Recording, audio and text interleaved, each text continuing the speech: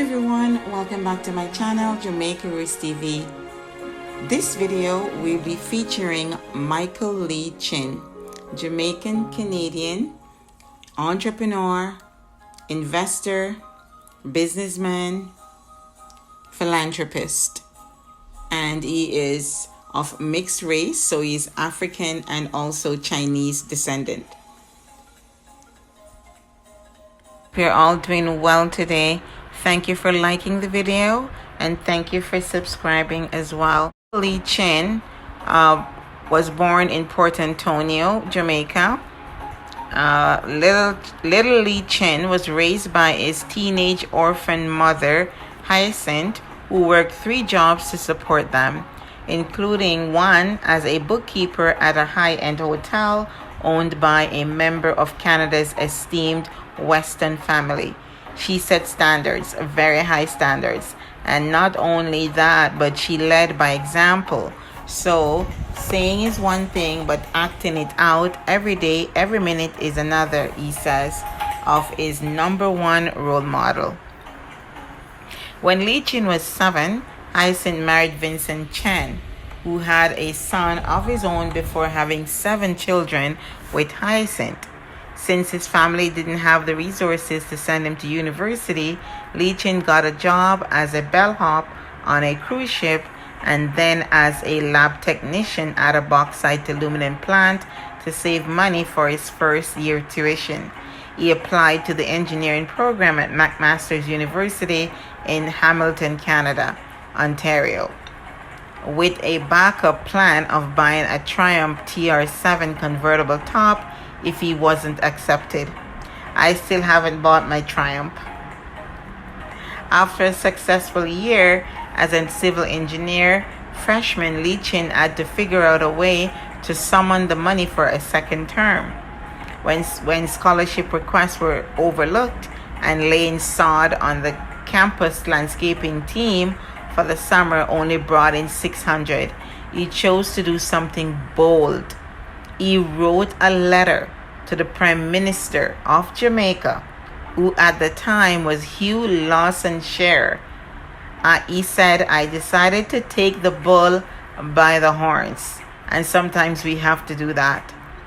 Sir, it's not reasonable to expect to be able to harvest if you don't sow," he recalls writing. Shearer responded, telling him to stop by the next time he's in Jamaica. And Lee Chin optimistically spent $400 of his slim savings on a 2-way plane ticket. The bull statue that sits on the table behind him suddenly becomes significant. He presented his marks to Shearer's permanent secretary and flew back to Canada with more funds than he initially dreamed of.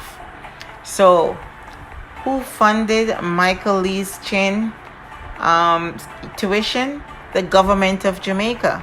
That's why he gave back so much to Jamaica. If it wasn't for the Jamaican taxpayer, he would not be where he is today. So he asked the government and they responded. They gave him $5,000 for every year he was in university in Canada. And it was money well spent.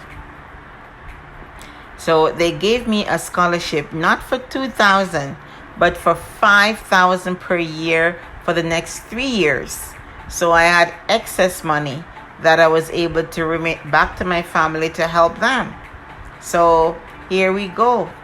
He was being funded by the Jamaican government, and he took money out of that, not just for his tuition, but to send back money to his family to help out as well.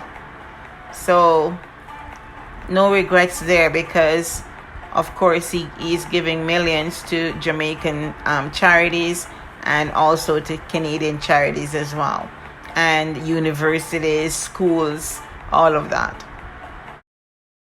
Michael Lee Chin, Order of Jamaica, was born on January 3rd, 1951. He's a Jamaican Canadian billionaire businessman and a philanthropist, and the chairman and CEO of Portland Holdings Inc., a privately held investment company in Ontario, Canada. The company had grown to form a network of about 750 financial advisors in 250 Canadian branches. In 2002, Portland acquired, so that's Portland Holdings, acquired 75% interest in National Commercial Bank of Jamaica, that's NCB, and Lee Chin became its executive chairman. Jamaica's Michael Lee Chin ranked at number 12 on the list of 15 black billionaires named by Forbes for 2022 with US dollar 1.6 billion in net worth. Lee Chin is a majority investor in National Commercial Bank Jamaica, AIC Limited, and other companies. Michael Lee Chin and Rihanna are the only two persons from the Caribbean that are listed on the Forbes list. They are among a total of 2,668 people in the world who are billionaires. Michael Lee Chin is the chairman of National Commercial Bank Group and has a net worth of 1.9 billion, ranking him above Rihanna and making him the 1,667 person on the list. So, as you can see in the video, he was willing to take risk. He was bold. You will not make it if you're not bold and want to step out of your comfort zone. And he did just that. He took his $400 that he didn't have and booked a flight, two-way ticket to Jamaica to present his marks to the Prime Minister's office. And in turn, he was given a scholarship for the rest of the 3 years. And he was given more than what he had asked for. The scholarship was only $2,000 per year, and he was given $5,000 by the government of Jamaica. So the taxpayers of Jamaica planted that seed, right? Gave him that opportunity to get an education, and he never wasted the time. He could educate himself and turn back and help others in Jamaica. He has provided thousands of jobs, and there's a lot of people working in these companies, and he's also given millions of dollars to schools and universities in Jamaica and other entities. So that money was never wasted.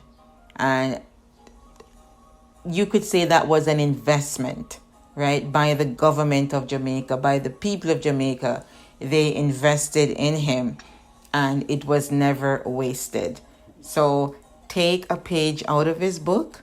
You don't have to wait. Sometimes don't wait for someone to give you a job. You can create your own job.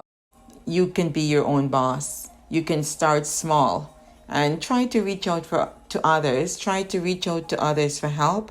You can't do it on their own, no matter what they say. There's always 10, 20, 30 people along the way, right? No matter how little, there's always people there. There's always someone there that helped in some way, shape, or form, right? So take a page out of his book and see if you're able to copy or emulate some of what he did and propel yourself forward. And for those who are, going around and taking out your brother's life, your sister's life, causing all type of mayhem across Jamaica, in the end, your lifespan will be short, because this is not the way, and you know what the end result is going to be. So many people are being taken out for little frivolous things. You put the same energy that you've put into taking out others, planning, being deceitful and all of that, and having a friend and the friend thinking you're a friend, but as the friend back turns, you're ready to take out that friend, right? So put the same energy into whatever you're doing, driving around, wearing wigs, doing all type of things, sleeping, getting up, cutting your sleep short to go out and create mayhem and all of that. You can put the same energy into starting a business or seeking gainful employment, and that way you're going to uplift your country. Why do I get the feeling that there are entities or people out there who are determined to spike the MURDER rate? It's like they get up every day and they make a plan to jump it, right? Not go on that slippery slope. People are going into people's homes, going into people's business places, taking them out and taking a few $1,000s or jewelry or whatever. Tomorrow or the next couple of days, you're at the same level again. Was it worth it? And there are times when you lose your life in the middle of all of this. Plus, you're taking out parents. Think about what you're doing. Look yourself in the mirror and ask yourself if this is what you want to contribute to your country. Hopefully this video has made a difference in someone's life. Please remember to like, share, and subscribe. Remember to take care of yourself and others. Bye for now and see you on the next video.